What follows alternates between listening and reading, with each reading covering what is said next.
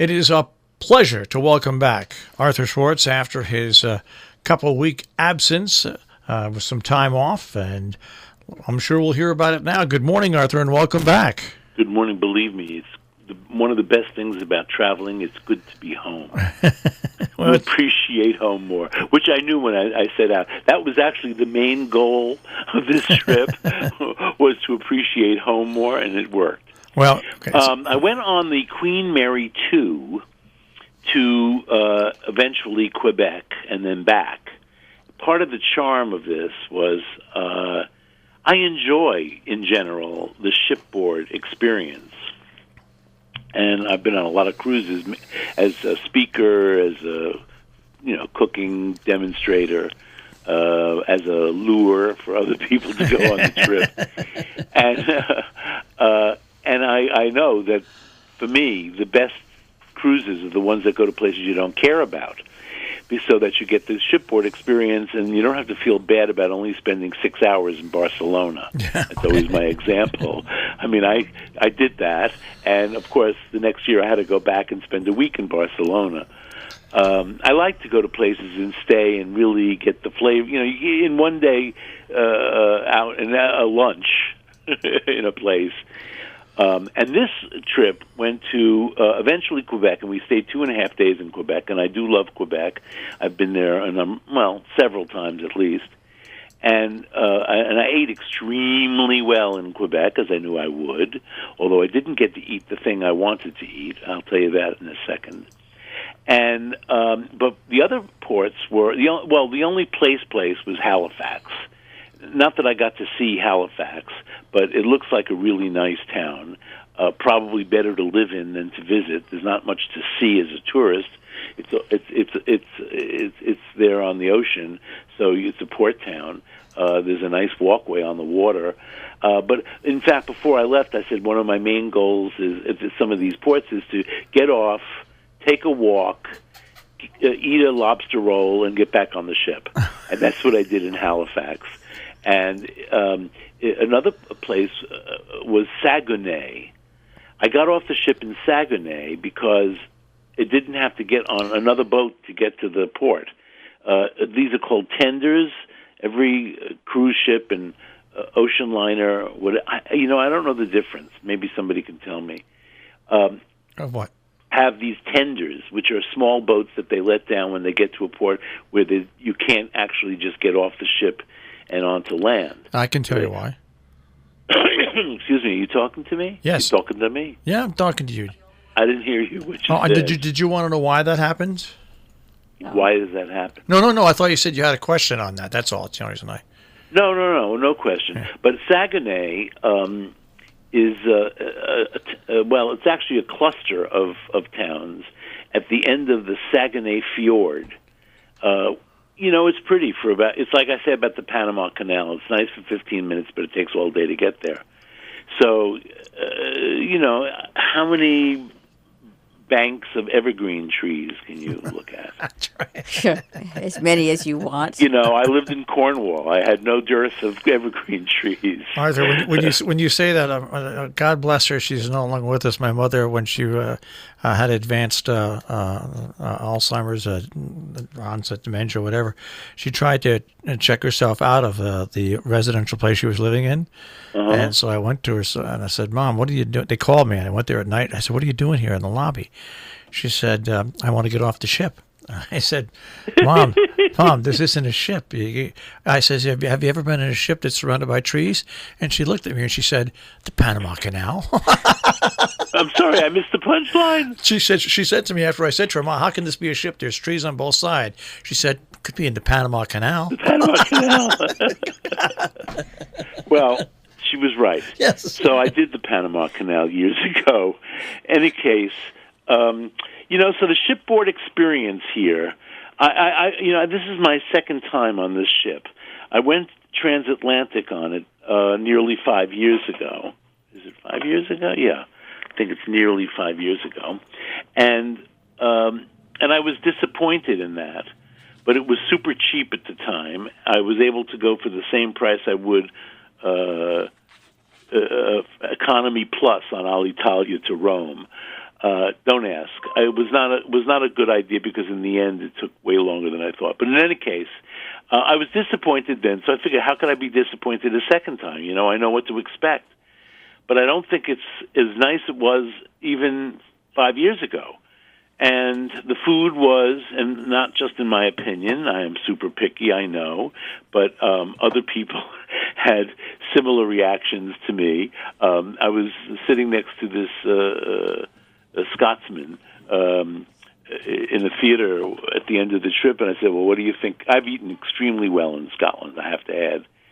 So I said, what do you think of the food? And he just looked at me and said, bland. Other people had more critical responses. My problem, I figured it out by the last day or two or three, what you could eat and what you couldn't count on. And one of the main things you could not count on the Queen Mary 2 is the beef. Lamb, I had good luck with lamb. The last night out, we had a very nice piece of roast veal. I was surprised at how good it was, truthfully. The selling point in that one was polenta, and the polenta was delicious. And it came also with a saute of wild mushrooms and fava beans and the ubiquitous brown gravy on the Queen Mary 2. So one day, the waiters knew nothing, even though I once walked through the dining room and caught the briefing for the dinner, which is the maitre d' tells the captains and maybe not the waiters what the menu is. But if you ask a question, nobody knows the answer. So my first steak, and I was, by the way, intending to sort of be on a diet on the ship because I figured, well, I'm going to get good fish and a good meat, and I can just do salads and vegetables. But the vegetables were exactly the same every day. Their idea of seasonal vegetables was half-cooked cauliflower, half-cooked broccoli, and half-cooked string beans and carrots day after day. And the meat was inedible. My first steak, I ordered medium rare. It came out well done. I sent it back. I think to insult me, they sent out a literally cold steak that had barely touched heat. So I couldn't even cut that one, much less chew it. So that was that. And I don't know, hope, what's the expression? Hope springs eternal. Springs eternal. I ordered a tenderloin one night, and it was, besides tasteless, it was hard to cut also. Somebody told me, one of the Brits, very impressed, said, the beef comes from Colorado. I think beef from Aberdeen is vastly superior. Brit beef, actually. I must say the best steak I ever ate was in Aberdeen. It was Aberdeen Angus in Ireland. I'm sorry, in Scotland.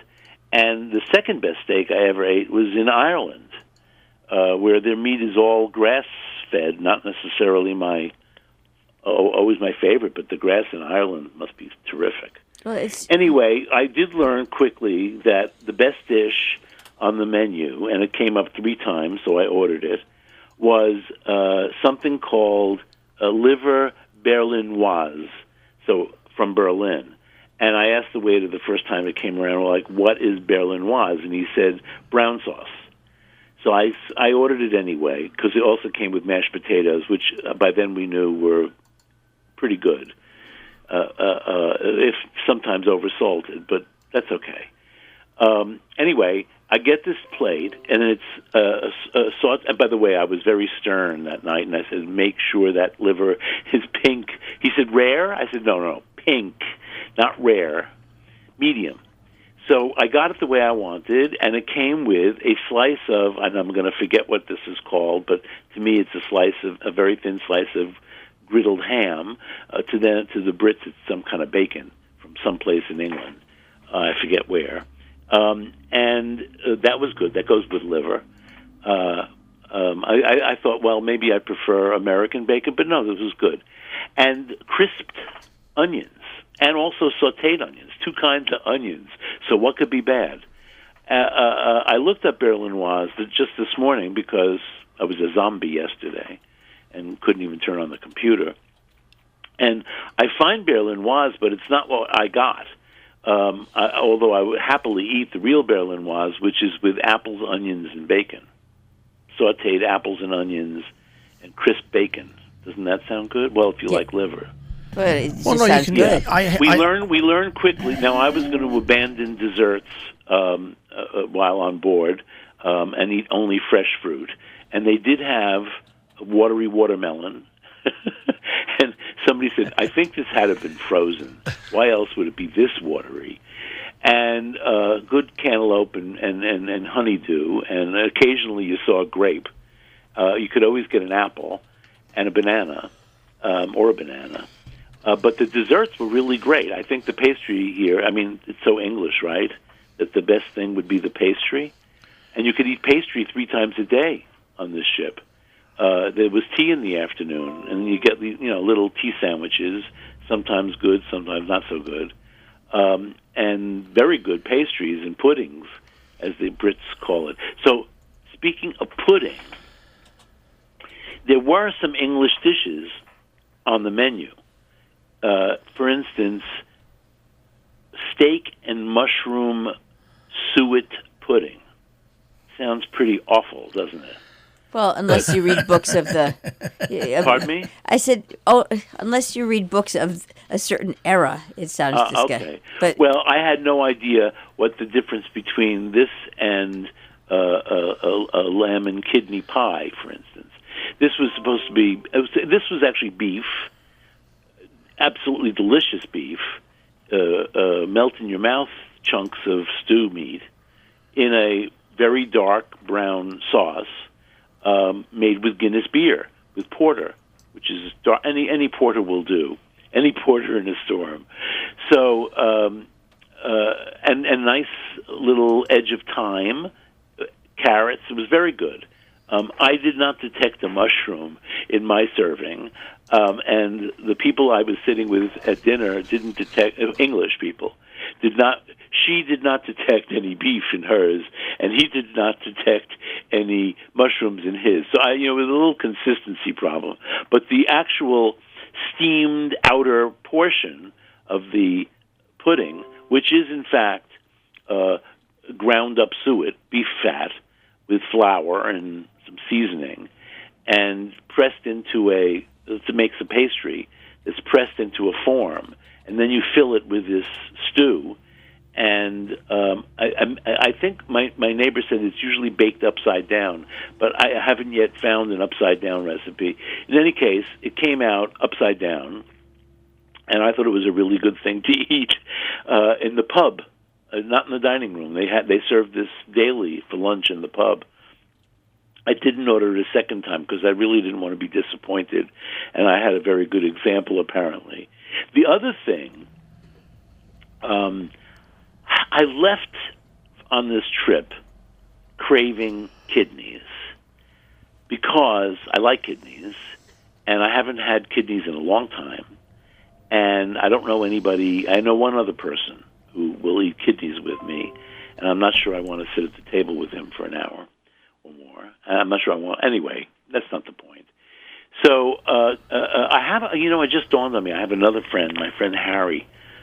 He loves kidneys. In fact, I remember we once went away with Harry and Fran, and Harry cooked kidneys on toast for breakfast.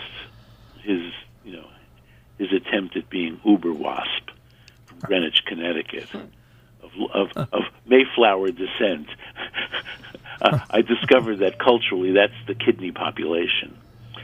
So, but I know I was watching there's a show called Cook Like a Chef or something like that.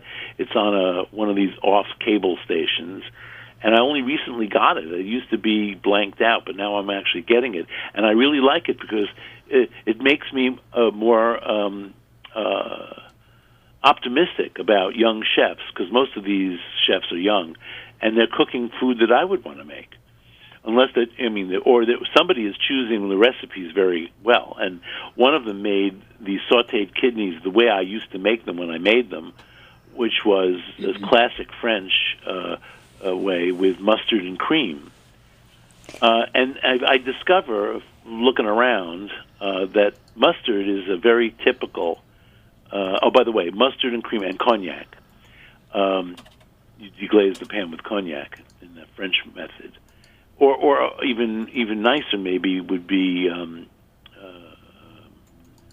the apple spirit. Calvados? Calvados, thank you. I'm doing my job this morning. So that got me a craving for kidneys, and I thought for sure I was going to find them on the ship. But the Queen Mary II was not brave enough to serve their steak and kidney with kidneys. It's steak and mushroom. And then sitting next to this very, very delightful British couple at dinner, it ends up, they're both retired. She does videos, which is very interesting, another story. And he plays golf. And he cooks. She doesn't like to cook anymore. He likes it, so he does it. Which is, I have found a very typical situation, especially among guys who like to eat well. And Ian unquestionably likes to eat well. So Ian does most of the cooking, but Jillian shared with me the kidney recipe that she makes that they both love. They was like swooning over this. So now I'm dying to eat this, but I've decided that I really have to find somebody, because even one veal kidney, is more than enough for two people. So I have to find some kidney lovers. So in this kidney, if you do like kidneys, this is super easy. You can, let me just say, I've only cooked kidneys by soaking them first. And so I would take the whole kidney and put it in, cover it with milk and let it soak overnight, at least, in the refrigerator. Because kidneys can have a very overpowering smell and hence flavor, and you want to like making salt cod. You want to diminish that aspect.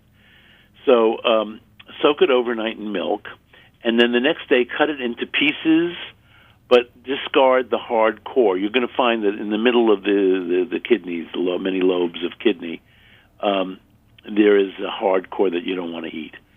So discard that. You can slice the kidneys. You can cut them into pieces. I think you don't want to leave them whole.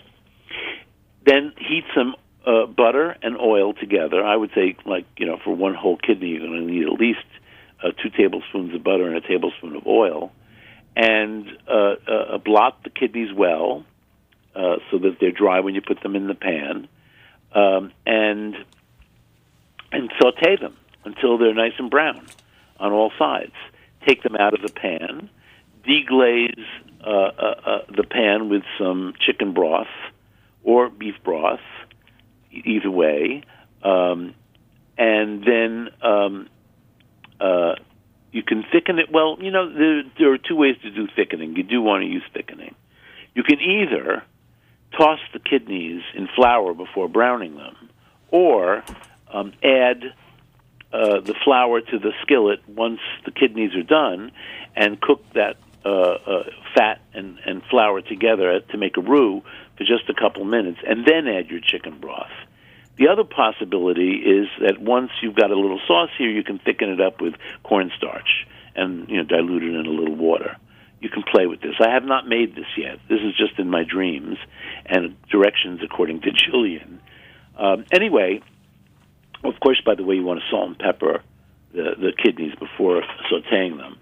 And then the sauces. So now you've deglazed the pan with some broth, and you add a mixture of, and I'm thinking that this is for about 1 cup of broth that you put in the pan, 1 tablespoon of prepared Coleman's mustard, not the dry mustard, but the paste one, and 1 tablespoon of Worcestershire sauce, and 1 teaspoon of curry powder, just commercial curry powder. Mix those 3 things together, add them to your reducing chicken broth, and that is your sauce. And if you need to adjust the sauce by adding a little bit more liquid, you do, blah, blah. Add the kidneys back in, and you serve it over rice. So I hope kidney lovers' mouths are watering. And if not, you can, again, if you're not a kidney lover, can't you just do that same thing with, for example, mushrooms or something? Well, it's not going to be the same. But No, it's what not I even was close. thinking is that it's a good sauce for liver. Okay, but if Although the if people who don't eat kidneys probably don't eat liver. there you go. So if you're, Well, if no, you're I used to hate liver, and I still, except for exactly what you said. My grandmother could dress up the liver, so I would eat it, and also liver dumpling soup I liked. I don't know why. there used to be Well, people my who would mother, say that they would eat their. I didn't like liver until my mother started making sweet and sour a sweet and sour sauce for liver, which has been lost to history. Yeah, but, Anyway. There are people who have been known. So the other thing is, I must say, the desserts, as I said, were really, really good, and of course, quite elegant. QE2. I don't mean QE2. Queen Mary. By the way, I went on the QE2 over 35 years ago. Anyway, and that was even worse food than on the Queen Mary 2. But I noticed that a lot of people didn't care. As I always say, the most disheartening thing in my life is watching people enjoy bad food. So, but then there was a sizable number that agreed with me. I mean, it came up in conversation. I have to say, especially from Americans who rolled their eyes at the food. How big of a table do they sit you at now? Well, anywhere from 2 to 8. Okay, because when I went twice on the QE2 as a tour leader, I had 12 people. There were 12 people at our tables. No, they don't do that. I didn't see any tables for 12, but a lot of people were too.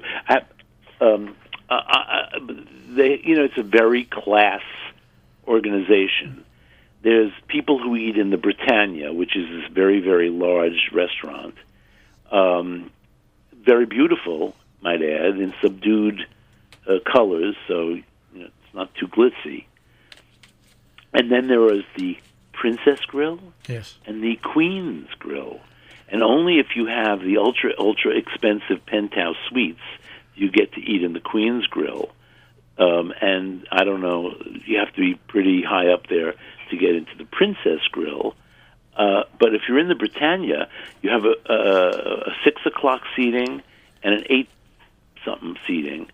And even though I don't like to eat as early as 6, we wanted to see the entertainment, which you don't get to see until 10:45 if you're at the late seating. So that was too late for me to even keep my eyes open. So the entertainment, there are 2 shots at entertainment? There were 2 shows of the entertainment for the early seating people and for the late seating people. That's hard work. I mean, it's an enormous ship. It's almost 3,000 people. Right. Yeah. But, Yeah. but Yeah. No, and do they have 2 different? Do they have 2 different casts for it, or do they do the same cast What do you mean cast? for the entertainment? Whatever the entertainment is, do they? No. It's the same exact same, yeah. entertainment. No, it's which just, most of the time was engaging, if sometimes annoying. Yeah. And in one case with an acrobat, totally boring. And we walked out of that one not because he was boring. We didn't even wait to see his partner come on stage. It was so boring we couldn't. But it was the lighting was so bad. It was flashing in our eyes, and that was not good. We're not epileptic. So, by the way, they do tell you before every performance that this might Right. set you off if you're an epileptic. That is something. So- I just have to say that is something Yeah. the BBC has done since the beginning of time, and it to this day on their website. Caution: flash photography may cause caution. Yeah. Oh, yeah. Well, no, I knew this. I know this from a friend who, I hope she still is, epileptic, better than the alternative. I haven't seen her in many, many years, but back then we were pretty close, and she was epileptic. So I go to this restaurant, which for the life of me I can't remember the name, but I'm going to call a couple people today because it's bothering me that I can't think of it. But it was opened by the son of a famous chef who had made his name in Brazil, in Rio.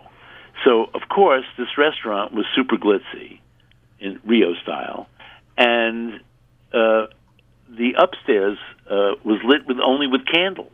It was like a mezzanine looking over the main dining room, which I think to some people was an advantage and a good seat. but not to me, because all the noise from downstairs, and it was plenty noisy, was going upstairs, and the candles really bothered me. So when I got to this table, I said to the captain, maitre d', whoever seated me, I can't sit at this table between the noise and the flashing candlelight. And he said, well, this is the only table we have tonight. And I said, well, unless you want me to go into an epileptic fit from the candles, you'd better reseat me. And he looked at me like, oh, my God. Are we liable for this? Right this way, sir. It's like, yikes. So they did. Right. They put us downstairs, which wasn't any more pleasant, truthfully, but I didn't set off my epileptic fit. I love listening. Anyway. I love listening to your stories. But anyway, the QE2 was a great people experience. We met lots and lots of nice people. Our accommodations were very comfortable. The bed was very comfortable. As I said, the watermelon was watery. And I guess that's my synopsis. I love hearing your Queen Mary and Queen Elizabeth stories, because I was on those ships twice as a tour leader, and I got to eat in the middle. I had to wear a tuxedo every night to dinner. Yeah, but it was so the whole experience was terrific, because as a tour leader, they really treat you like a king. They really do. Well, or the opposite. I have to say, you this is quite a while ago. We bonded with a priest, with the ship's chaplain, whose name is Thomas Kane. He's Father Thomas Kane, and he was, as the chaplain, he said, "Oh, I'm fortunate that they gave me a porthole this time." That's right. Well, they usually give him the worst room, and the ship was full. The ship was totally booked. Right. By the way, I was concerned that the children's pool was outside my room, and then the good part was I could go swimming every morning. Well, the weather was not up to swimming every morning. Could never get into that pool, and there was not a child. Well, there were 9 children on board, but I would say the average age was more like 75.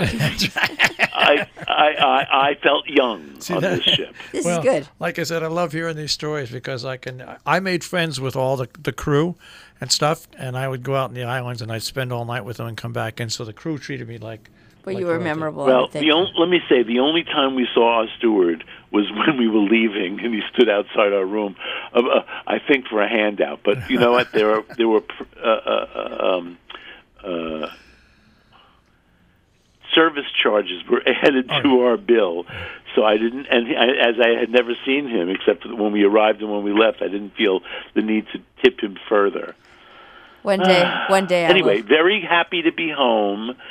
Brooklyn looks gorgeous. Being very happy to cook my own food today. I'm going to go shopping, and I've decided not to make kidneys, but I am in search of a restaurant that serves good kidneys, and maybe next week I'll have that for you. All right. Welcome back. Love to Bob. Thank you. Take care. You too. Bye-bye. Arthur Schwartz, the Food Maven, here on Robin Hood Radio, robinhoodradio.com. Underwriting support for Arthur Schwartz, the Food Maven, John Andrews Restaurant on the Hillsdale Road in South Egremont, 413-528-3467, and on the web, jarestaurant.com. Rubiners Cheesemongers and Grocers on Main Street in Great Barrington, 413-528-0488, rubiners.com. Hillsdale Home Chef, more information, 518-325-7000, hgshomechef.com.